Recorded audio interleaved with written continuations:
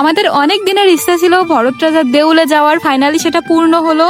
দুপুরবেলা খাওয়া দাওয়া করে সবাই মিলে বের হয়ে পড়ছিলাম। আমি যে কি পরিমাণ কুড়ে তোমাদের কি বলবো। এই ভিডিওটা করা হচ্ছে আমার 1 মাস আগে, কিন্তু এডিট করার জন্য তোমাদের সাথে শেয়ার করতেই ভুলে গেছিলাম। তো দেখতে দেখতে চলে আসলাম ভরত রাজার দেউলে। আর এখানে কিন্তু টিকিট সিস্টেম, আগে কিন্তু টিকিট সিস্টেম ছিল না, এখন টিকিট কেটে ভিতরে ঢুকতে হয়। এটি মূলত যশোরের কেশবপুরের একটা প্রত্নতান্ত্রিক নিদর্শন। আঞ্চলিক মানুষের মুখে জানতে পারলাম এটা হলো ভরত ভাইনা নামে পরিচিত। আর এটা যে কত পুরনো এটা আমার জানার বাইরে।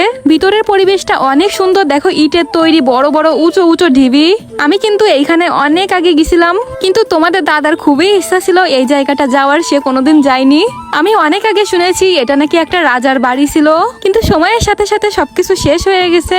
এই ইটের ঢিবিগুলো আরো অনেক উঁচু ছিল, কিন্তু ভূমিকম্পের কারণে কিন্তু ভেঙে গেছে। আর এই উঁচু উঁচু ঢিবিতে আমি হিল পরে হাঁটতে পারতেছিলাম না, যার কারণে হাতে হিল নিয়ে হাঁটতে হচ্ছিল। আর গেছি শাড়ি পরে কি যে একটা বিপদে পড়ছিলাম তোমাদের বলে বোঝাতে পারবো না। তো তোমরা কে কে এই জায়গাটায় গেছো আমাকে কিন্তু কমেন্টে বলো।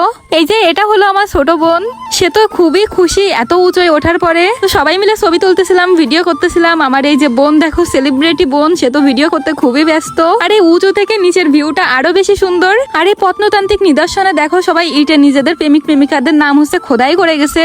তো অনেকক্ষণ ঘোরাঘুরি করার পর প্রায় সন্ধ্যা হয়ে যাচ্ছিল, আমরা এখন এখান থেকে চলে যাব। আর এই ভরত ভাইনা থেকে একটু পাশেই কিন্তু একটা মন্দির আছে, এটা হলো পঞ্চনানতলার মহাশ্মশান। এই মন্দিরে প্রায় আমি 4 বছর আগে গেছিলাম, 4 বছর পরে গিয়ে এখন অনেকটাই পরিবর্তন হয়েছে, নতুন করে মন্দির হয়েছে, খুবই সুন্দর হয়েছে।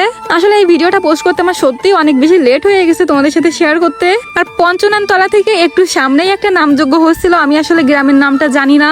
তো নামযজ্ঞে গিয়ে আমরা হচ্ছে শরবত খাইছিলাম, সাথে হচ্ছে অনেক কিছুই খাইছিলাম। যেহেতু অনেকটা রাত হয়ে গেছিল তার কারণে কিন্তু আমরা সেখান থেকে প্রসাদ খেয়ে তারপরে বাড়ি চলে গেছিলাম।